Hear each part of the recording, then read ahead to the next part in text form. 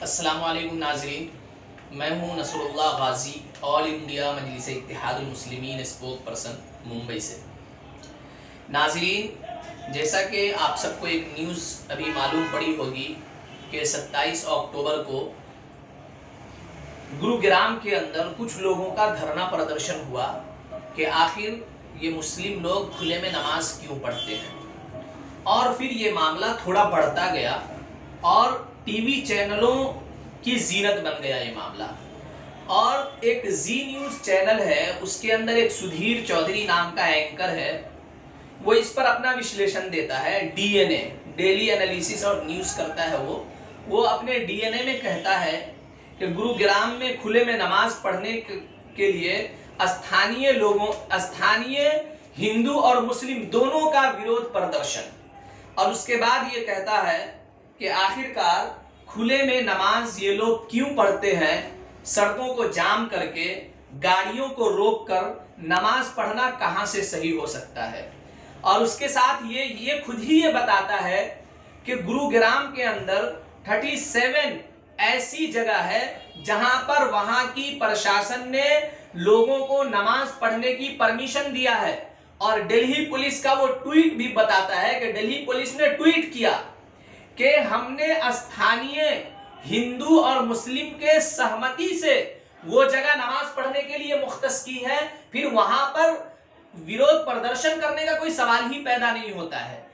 दूसरी चीज ये कहता है कि हिंदुस्तान में 3 लाख से ज्यादा मसाजिद है, जो कि इंडोनेशिया की 8 लाख मसाजिद के बाद दूसरे नंबर पर सबसे ज्यादा मसाजिद है। फिर आखिरकार ये लोग खुले में नमाज क्यों पढ़ते हैं? वो इसलिए कि इन लोगों को खुले में और जमात के साथ इकट्ठे होकर नमाज पढ़ना फैशनेबल और ग्लैमरस लगता है, और ये फिल्मी दुनिया से ये माहौल बनता चला आया है। सुधीर चौधरी, आपकी जहालत को मैं सही कर दूं कि जमात से नमाज पढ़ना ये फिल्मी दुनिया की रिवायत से नहीं आया है, बल्कि हमारे इस्लाम में जमात से नमाज पढ़ना जरूरी है और बिला वजह के जमात को छोड़ना हमारे इस्लाम के अंदर गुनाह है, इसीलिए हम जमात से नमाज पढ़ते हैं।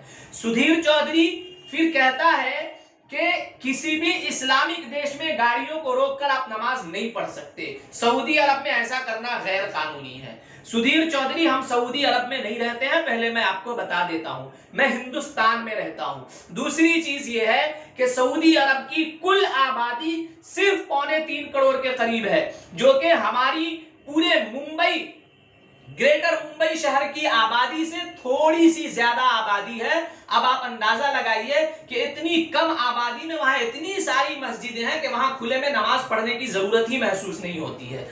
उसके बाद यही सुधीर चौधरी कहता है कि आप अंदाजा लगाइए, अगर भारत में खुले में नमाज पढ़ने को बैन कर दिया जाए तो वो एंटी मुस्लिम कहा जाएगा और सांप्रदायिक माना जाएगा। सुधीर चौधरी, मैं तुम्हारी जानकारी के लिए बता दूं कि पहली बात तो मुस्लिम कौम खुले में नमाज सिर्फ और सिर्फ फ्राइडे को पढ़ती है, और वो कितनी देर के लिए? 10 से 15 मिनट के लिए।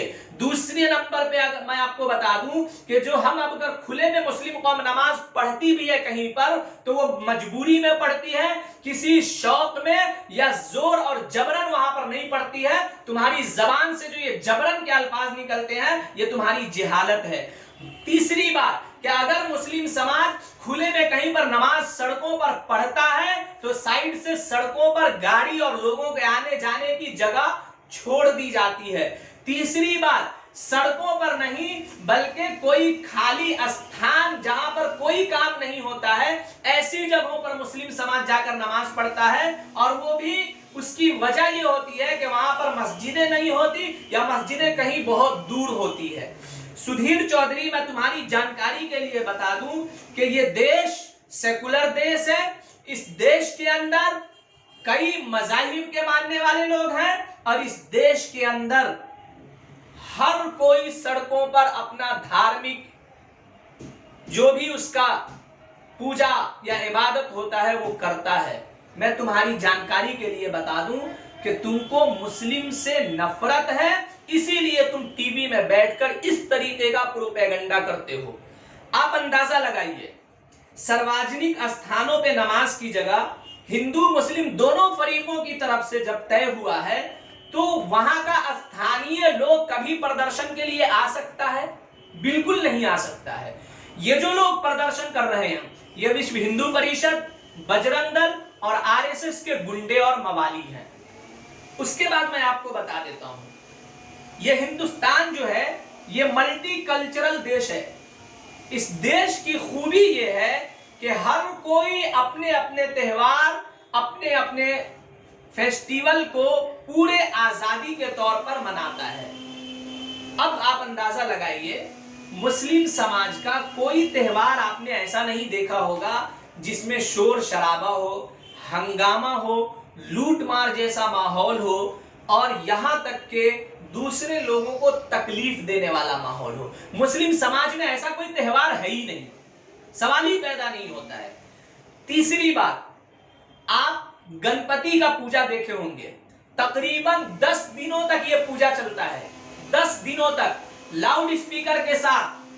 मुंबई शहर में तो सारे सड़कें जाम हो जाती है। बाज सड़कों को पूरे 10 दिन तक परमानेंट तौर पे बंद कर दिया जाता है। उधर से आप अपनी बाइक और गाड़ी लेकर जा ही नहीं सकते हैं। गणपति 10 दिन के बाद खत्म होता है तो दुर्गा पूजा शुरू होता है। 5 दिन तक ये दुर्गा पूजा चलता है। दुर्गा पूजा का भी स्टॉल तकरीबन 5 दिन तक बीच सड़कों पर लगा होता है। दुर्गा पूजा खत्म होता है तो होली और छठ और फिर दीपावली का माहौल आता है।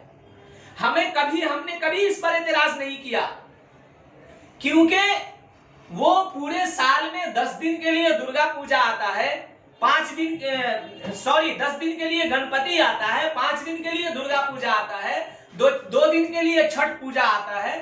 उनका त्योहार है। अगर वो थोड़ा सा रोड की जगह लेके अगर अपना त्योहार मना रहे हैं तो इस पर हमें कोई आपत्ति नहीं है। तो आखिरकार सिर्फ फ्राइडे को 5 मिनट के लिए जो नमाज होती है सड़कों पर, तुम जैसे जाहिलों को इस पर क्यों एतराज हो रहा है, तुम्हें इसका जवाब देना होगा। और मैं आपको बता दूं, ये सुधीर चौधरी से आप उम्मीद भी क्या कर सकते हैं? सुधीर चौधरी से आप सच्चाई की उम्मीद नहीं कर सकते हैं। सुधीर चौधरी से आप सेकुलर एजेंडे की उम्मीद नहीं कर सकते हैं, क्योंकि सुधीर चौधरी जिस टीवी चैनल पे बैठा हुआ है, जी न्यूज चैनल पे, उस जी न्यूज चैनल का जो चेयरमैन है सुभाष चंद्रा, ये सुभाष चंद्रा बीजेपी का राज्यसभा मेंबर है।